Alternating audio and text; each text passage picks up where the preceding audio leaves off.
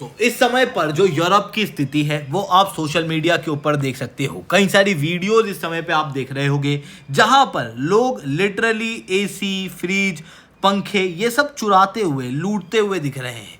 लगभग आप देखोगे तो एयर कंडीशन फैन पूरी तरीके से सोल्ड आउट हो चुके हैं। इतना ही नहीं, बर्लिन की ये तस्वीरें हैं जहां पर इतनी गर्मी पड़ रही है कि सरकार को फव्वारों का प्रयोग करना पड़ रहा है। कुछ जगहों पे ट्रैफिक लाइट पिघल चुकी है, रोड पिघल रही है, रेलवे स्टेशन की जो पटरियां होती है ना वो पिघल रही है। लिटरली आप देखोगे तो this is worst heat wave in the entire history of Europe. France के अंदर 1,000 से ज्यादा लोगों की एक्स्ट्रा डेथ हुई है because of this record breaking heat wave. तो दोस्तों सवाल उठता है कि रिसेंटली यूरोप के अंदर ये हीट वेव आ कैसे रही है और इसकी वजह से कैसे यूरोप की पूरी अर्थव्यवस्था के ऊपर असर पड़ रहा है, कैसे ये इंडिया के लिए भी एक अलार्मिंग सिचुएशन है।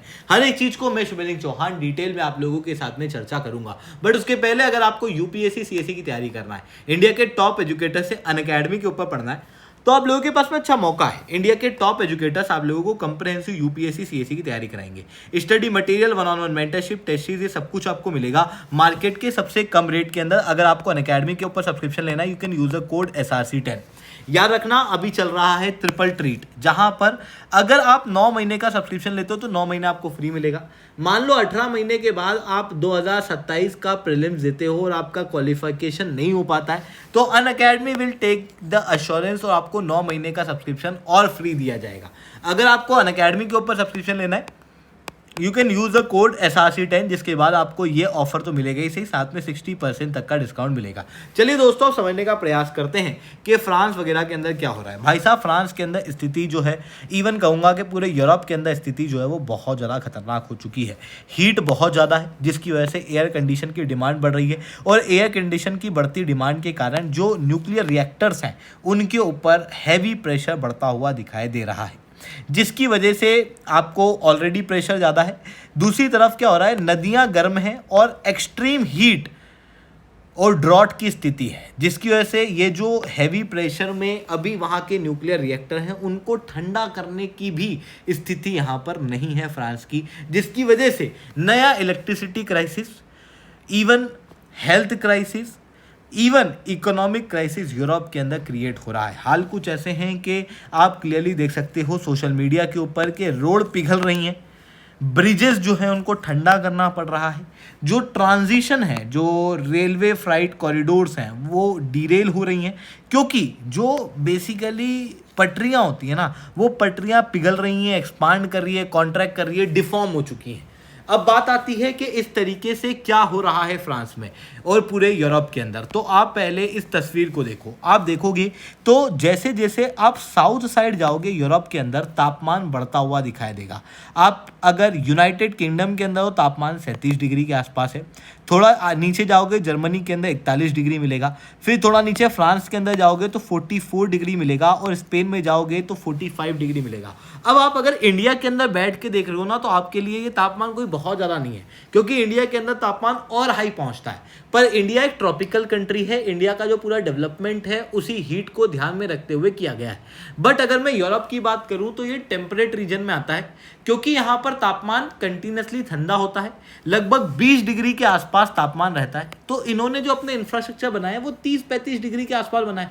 जब तापमान वहाँ पर 45-41 डिग्री पे पहुँच जाएगा तो इनके इंफ्रास्ट्रक्चर तो टूटेंगे ही सही, साथ में हेल्थ क्राइसिस भी क्रिएट होगा। अब बात आती है कि इतना ज़्यादा तापमान, जिस कॉन्टिनेंट के अंदर 20 डिग्री से ज़्यादा तापमान होता नहीं है, वहाँ पर 45 डिग्री तापमान अचानक से कैसे पहुँचा। तो देखो बेसिकली यहाँ पर हीट वेव का एक मेजर कारण है heat dome effect. Heat dome effect क्या होता है, जब धरती जो है वो गर्म होती है तो उसकी वजह से वार्म एयर ऊपर जाती है।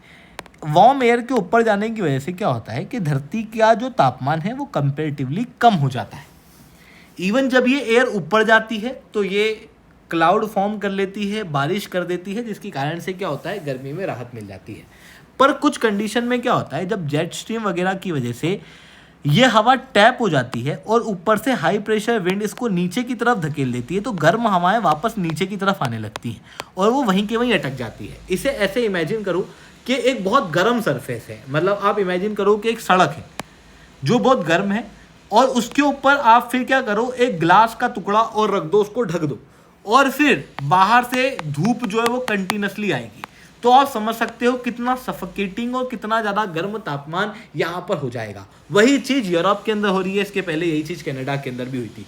हालांकि हीट डोम इफेक्ट पहले भी यूरोप के अंदर देखने को मिला था, बट उस समय पर जो तापमान राइज हुआ था उसके मुकाबले इस बार तापमान और 1.1 डिग्री सेल्सियस ज़्यादा हुआ है, because of none other than climate change. क्योंकि आप देख सकते हो 1976 के अंदर जो हीट वेव का मैग्नीट्यूड होता था वो अभी के मुकाबले 3.5 डिग्री कूल होता था। 2003 के अंदर 2 डिग्री कूलर होता था। अब आप देख सकते हो कि रात को भी तापमान बहुत ही एक्सट्रीम हाई देखने को मिल रहा है। अब बेसिकली इसकी वजह से क्या होता है, जैसे यूरोप के अंदर जो लोग हैं उनका जो मेटाबॉलिज्म है वो लगभग 20-25 डिग्री के तापमान के ऊपर है, मतलब वो 20-25 डिग्री का तापमान जो है वो झेल सकते हैं। अगर 36 डिग्री का तापमान होगा दिन में और रात में 25 डिग्री का तापमान होगा, तो ये क्या होगा कि इनके जो मेटाबॉलिज्म है उनको बहुत बुरी तरीके से इफेक्ट कर देता है, जिसकी वजह से लगभग यहाँ पर जो मॉर्टालिटी रेट है वो बढ़ता हुआ दिखाई देता है। और वही चीज़ हुई कार्डियोवास्कुलर सिस्टम के अंदर फेलियर होने के कारण फ्रांस के अंदर 1000 एक्स्ट्रा मौतें हीट वेव के अंदर इस बार और देखने को मिली। हाई तापमान के साथ में यहाँ पर जो ह्यूमिडिटी है वो भी लो देखने को मिल रही है, जिसकी वजह से जो लोग हैं वो बेसिकली अपने बॉडी को ठंडा नहीं कर पा रहे हैं, और उसकी वजह से ये हीट वेव जो है वो और बुरा असर लोगों के ऊपर दे रही है। अब इस हीट वेव के असर की वजह से हो क्या रहा है, बेसिकली जो मैंने आपको बताया रोड वगैरह के ऊपर तो असर पड़ ही रहा है, इंफ्रास्ट्रक्चर फेलियर तो हो ही रहा है, उसके साथ में क्रॉप फेलियर भी देखने को मिल रहा है। क्रॉप फेलियर की वजह से एक नया इकोनॉमिक क्राइसिस आ रहा है। उसके साथ में जो लोग हैं, जो पीपल ऑफ यूरोप हैं, वो नाले के अंदर कूद कूद के अपनी बॉडी को ठंडा कर रहे हैं। एसी वगैरह ये खरीद नहीं पा रहे हैं। एसी की डिमांड जो है वो बढ़ रही है।